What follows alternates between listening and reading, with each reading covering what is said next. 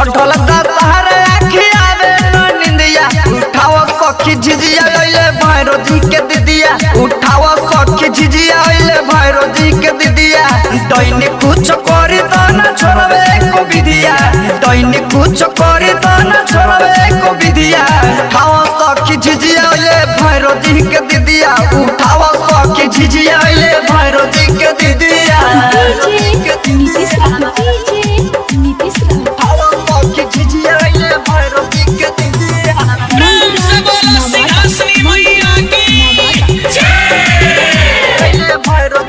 माथा पर धई के हो खूब नचैबै घूमे घूमे मिली के गीता हो गईबै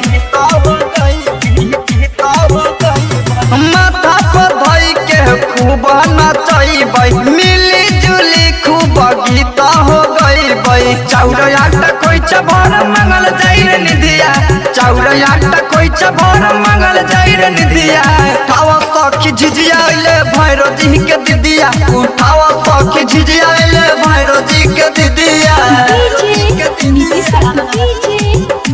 उठाव सखी झिझिया अइले भैरो जी के दीदिया एक से बहुत भावे वाली मैया की चलल जाई माई के कहरै पूजाई विष्णु मनीष संग जाय तो बड़का भाई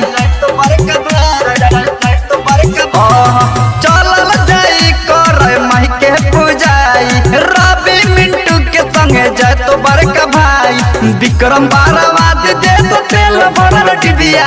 विक्रम बारावाद दे तो तेल भरल डिबिया उठाव सखी झिझिया अइले भैरो जी के दीदिया उठाव सखी झिझिया अइले भैरो जी के दीदिया। स्टार डिजिटल रिकॉर्डिंग स्टूडियो बसंत।